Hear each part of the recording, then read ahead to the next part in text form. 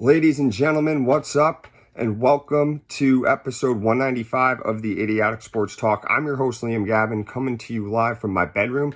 And today I want to give you all my Week 8 picks around the NFL. Can't believe Week 8 is already here. The season's just flying by. We're basically halfway through the season, and I'm at a loss of words for it. Week 8 kicks off tonight with some Thursday night football. But before we get into it, last week, the Week 7 record was 4-9. Second worst record I had since I started tracking my picks in 2016. Completely unacceptable, so let's do better. Fingers crossed that we do better this week. We'll start with the Thursday game tonight with the Bucs taking on the Bills. So two teams that took a loss last week. They're trying to bounce back, and both teams can win this game. The Bucs need to establish the run and not turn the ball over. And for the Bills, Josh Allen has to be wiser with the football. He can't force those balls that get intercepted. He can't take sacks and lose fumbles. So it's a tricky game to pick, but I say the Bills bounce back with a 24-13 win. On to the Sunday games, Jets versus Giants, Battle of New York. The Jets are coming off of a bye and playing some good football right now. The Giants just got a win last week, and this game is a toss-up. The Jets are probably favored, but this is a game where I could see the Jets losing. But I'm going to roll with the Jets here, 23-20, just because they have the better defense and the better run game. And I feel like if Zach Wilson doesn't turn the ball over, then that's the recipe for success. The next game is the Jaguars taking on the Steelers. So a 5-2 team taking on a 4-2 team. Both teams are hot right now. The Jaguars have the better offense, but the Steelers have the better defense. And this game will come down to who makes fewer mistakes. It's a really tough game to pick, in my opinion, but I trust Trevor Lawrence over Kenny Pickett. And besides, the Jags always play the Steelers tough, so I got the Jaguars 20-16.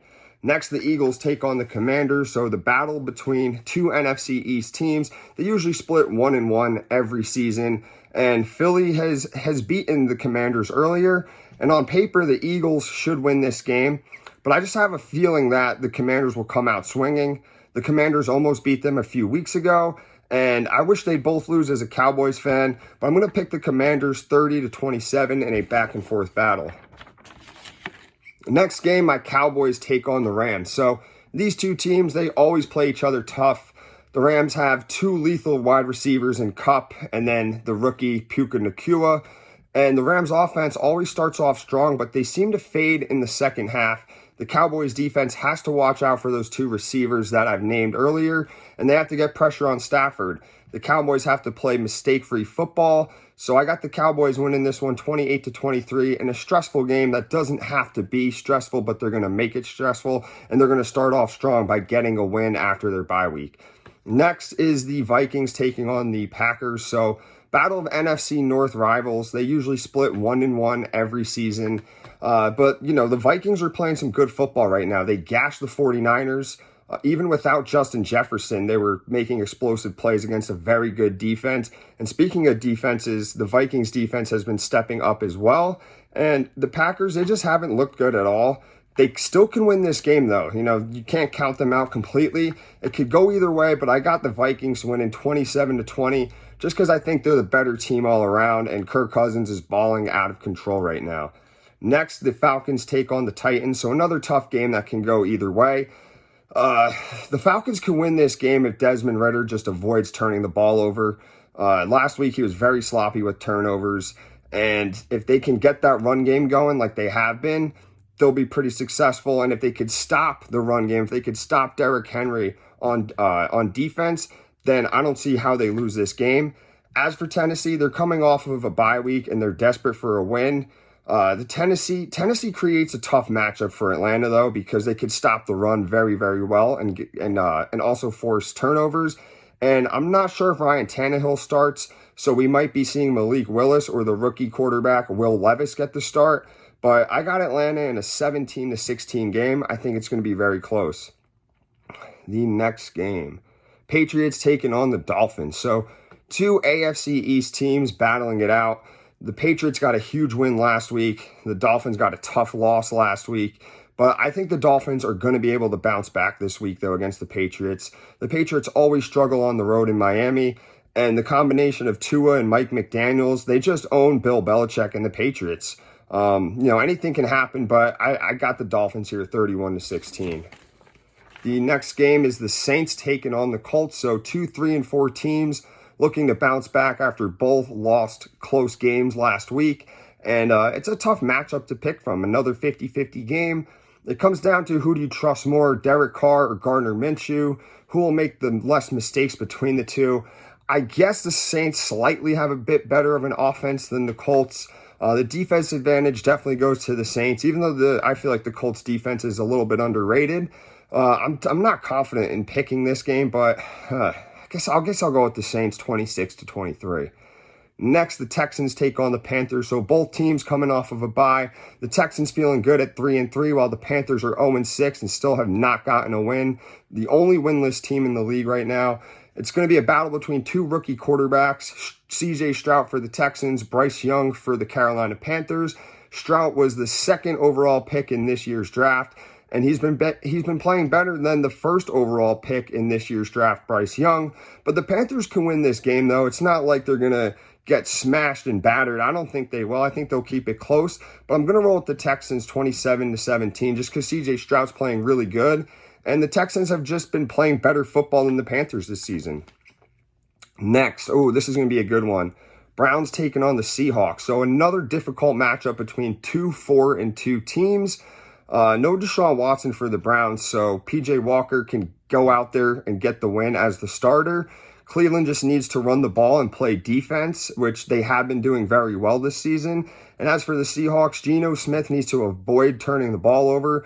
I know he struggled the last few weeks, especially last game with turning the ball over, and he's got to clean that up against a Cleveland defense that's really good. The offense, without Deshaun Watson especially, isn't that great outside of the run game, but you can't afford to make mistakes and give Cleveland a short field, especially with their lethal run game. So it's a toss-up, and I'm not confident on who to pick, but I got the Browns 23-22 because I think the Cleveland defense is going to force a lot of turnovers.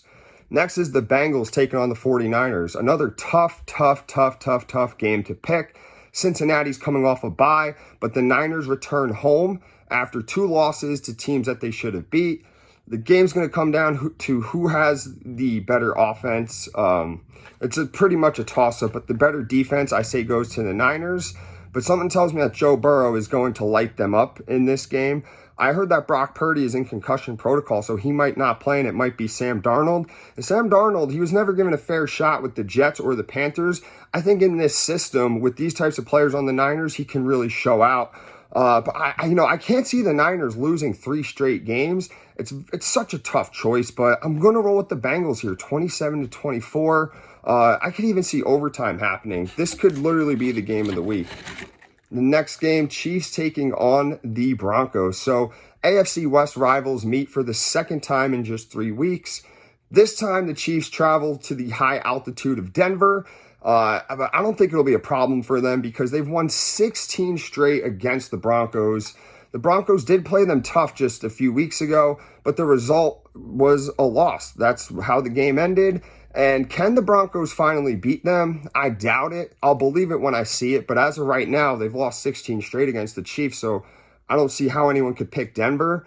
But we'll see, right? I think the Chiefs are going to beat them once again, though. They're going to win 34-20, making it 17 straight against Denver. And the Chiefs will go on to win their 6th. And also, the Chiefs are on a 6-game win streak, so it's kind of hard to pick against them. So, yeah, I'm going with the Chiefs here.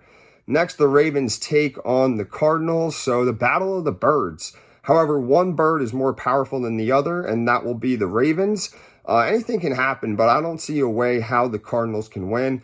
In my opinion, Lamar Jackson is going to have an MVP-worthy performance, and the Ravens win this one fairly easily, 37-14. Next, the Bears take on the Chargers. So another 50-50 game this week. The Chargers have not been impressive, especially in the fourth quarter. They always melt down. As for the Bears, I don't think Justin Fields starts again. However, the rookie QB, Tyson Bagent, who takes his spot, he'll definitely get the start And, it's a small sample size for him, but last week he was very good in their win against the Raiders.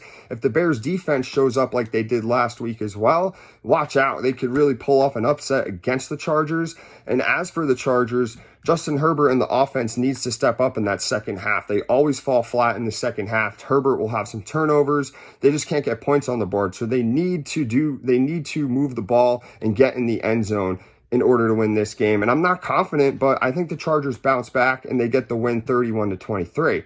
The final game, the Monday game, the Raiders take on the Lions. So both teams got beat down last week. How do they respond? The Lions got crushed by a good team, while the Raiders got crushed by a bad team. And I get the Raiders didn't have Jimmy G at quarterback, their starter, but they still probably would have lost even with him in the game.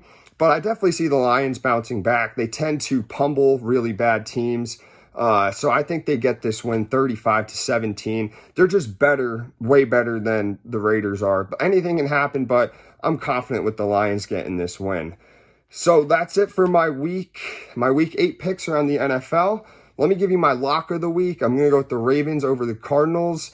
My upset of the week is the Bengals over the Niners. And as for bye weeks, there are no bye weeks this week.